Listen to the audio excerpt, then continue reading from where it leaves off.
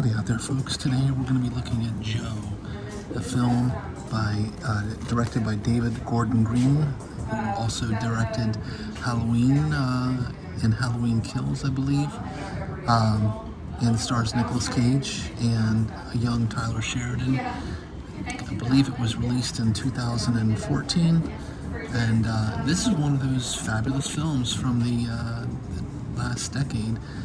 By Nic Cage. He has made several good films, despite the reputation of, he rightfully earned, though, of basically taking practically everything that was offered to him in order to pay off debts.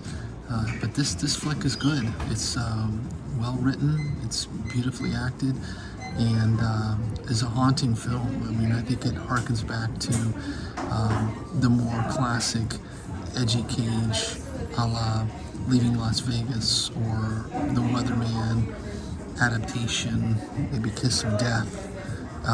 He's terrific in it, and Tyler Sheridan is as well.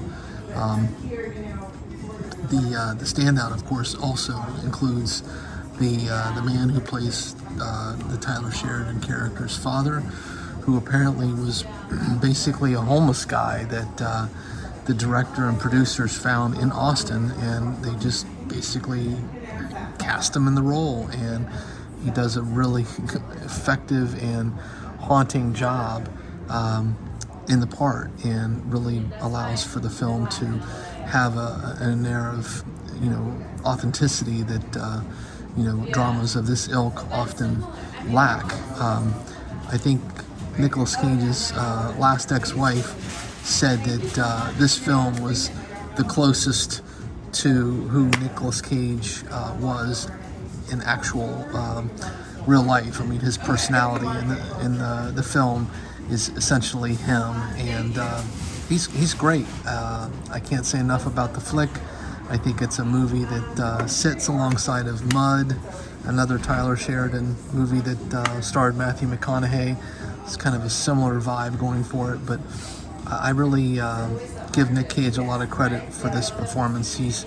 I would put this alongside some of those other films that I mentioned, certainly as one of his, best. I'm trying to think, there was another movie or two from this past decade. Of course, Mandy, and even The Trust with Elijah Wood, which I don't own, but it is quite good as well. So the Blu-ray looks great, no complaints there, and the special features are a little Spartan, but there is some commentary by the director David Gordon Green, and there's a couple of just standard sort of making of electronic press kit supplements in here as well.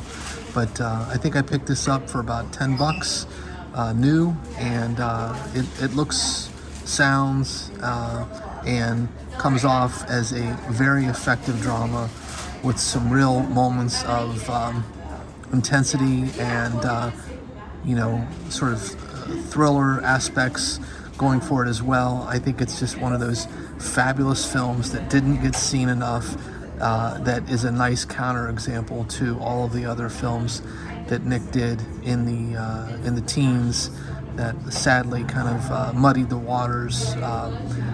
I think that he is one of those actors that is, universally and without fail always interesting to watch, despite the material around him. I think he's just a fascinating actor that deserves the kudos that he gets, and does not deserve the derision that some people like to give him.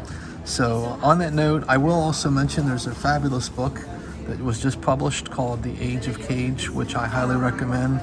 I've been digging into this, and I find it to be a really fascinating take on the biography approach.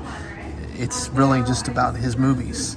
It doesn't go into sort of Cage as a little boy. It just starts at some of his first films and just plows through his catalog, and has some very interesting anecdotes and backstories along the way. So on that note, please take care out there, everyone. Until that next time, whenever it shall be, stay safe, be kind, and keep watching movies.